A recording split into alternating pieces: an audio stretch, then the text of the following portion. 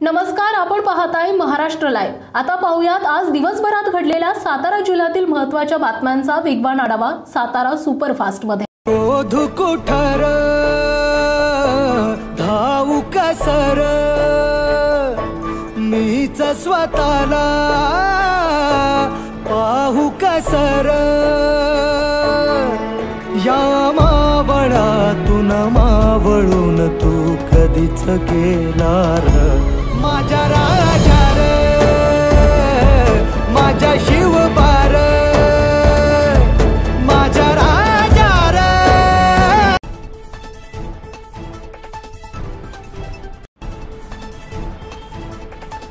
कोरेगाव येथे महाविकास आघाडीच्या वतीने कार्यकर्ता मेळावा संपन्न। खासदार श्रीनिवास पाटील, आमदार शशिकांत शिंदे, आमदार बाळासाहेब पाटील, नितीन बानुगडे पाटील, डॉक्टर सुरेश जाधव, सुनील माने, सारंग पाटील यांनी केले मार्गदर्शन।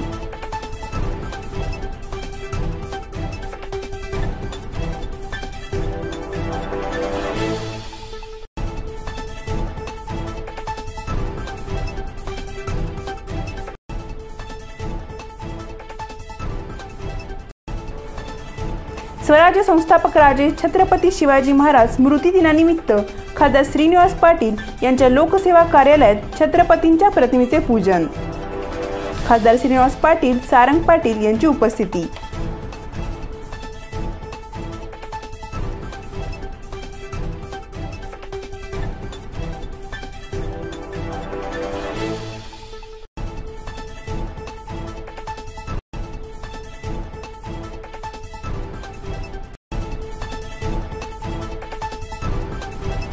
भर उन्हात खासदार उदयनराजेंची जोरदार भिंगरी। 20 लग्न सोहळे उरकून जिहे येथे थंड उसाच्या रसाचा घेतला आस्वाद।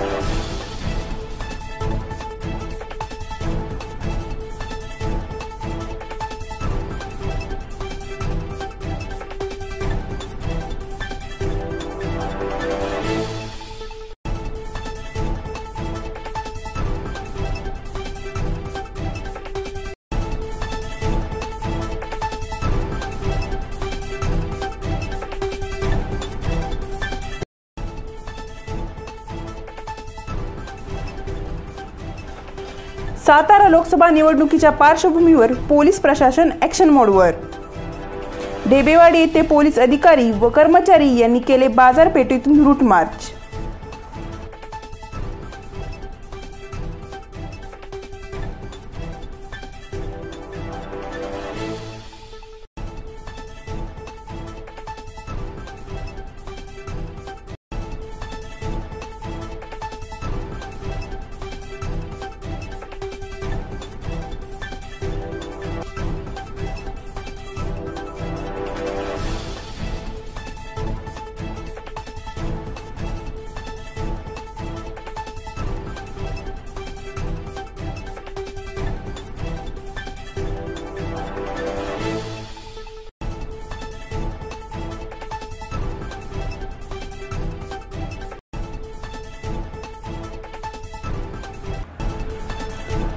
सातारा पोलिसांची धडाकेबाज कामगिरी। घरफोडीचे व चोरीचे 26 गुन्हे उघड करून पोलिसांनी अर्धा किलोपेक्षा जास्त वजनाचे दागिने केले जप्त। पोलीस अधीक्षक समीर शेख यांची माहिती। 2017 मध्ये यांनी पहिला गुन्हा शाहूपुरीच्या हद्दीत केलेला आहे आणि सतत प्रत्येक वर्षी तो आपल्या जिल्ह्यात गुन्हा करत गेलेला आहे। एकूण 14 गुन्हे त्यांनी आपल्या जिल्ह्यात केलेले आहे। याच्यामध्ये सातारा शहर, शाहूपुरी, सातारा तालुका, खंडाळा, कोरेगाव, वडूज, उंब्रज, औंध असे सर्व ठिकाणी त्यांनी घरफोड्या केलेल्या आहेत आणि याच्यामध्ये मोठ्या प्रमाणात त्यांनी माल चोरी केला। याच्यामध्ये आम्ही आतापर्यंत जवळजवळ 20 तोळे सोने रिकव्हर करण्यामध्ये यशस्वी झालोय।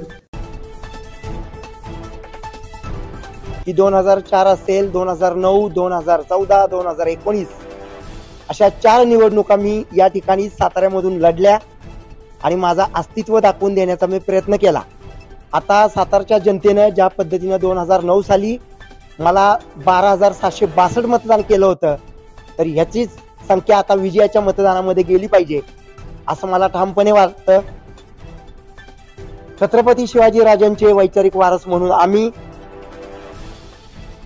लोकशाही जी आहे आमची विश्वरत्न डॉक्टर बाबासाहेब आंबेडकरांनी दिलेलं संविधान हे टिकवलं पाहिजे. संपूर्ण समाज, विविध जाती धर्म यांना एकत्रित घेऊन या देशाला नवीन दिशा आणि दशा द्यायची असेल तर माझी मतं ही ठाम आणि निपक्षपातीपणाची असतात. आणि अशा पद्धतीनं माझं कामकाज चालू असताना येणाऱ्या लोकसभेला मी सातारा लोकसभा मतदारसंघातून या ठिकाणी माझी येणेप्रमाणे उमेदवारी जाहीर करत आहे.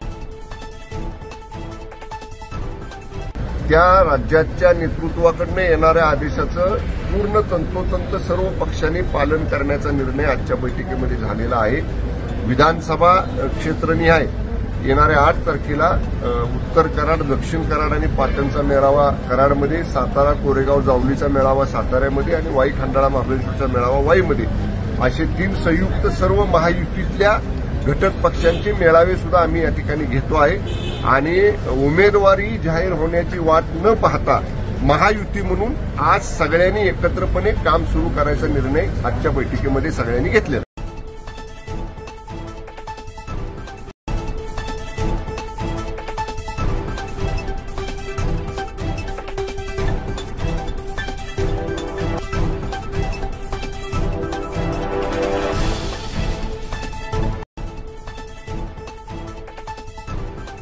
पाच एप्रिल 2021 स्वाभिमानी शेतकरी संघटना महाविकास आघाडीतून बाहेर पडलेली होती आणि त्याचं कारण 3 तुकड्यामध्ये केलेली FRP आणि भूमी अधिग्रहण कायद्यामध्ये दुरुस्ती करून शेतकऱ्यांच्यावर फिरवलेला वरवंटा, त्या 2 धोरणात्मक बाबीला विरोध म्हणून आम्ही महाविकास आघाडी सोडलेली होती.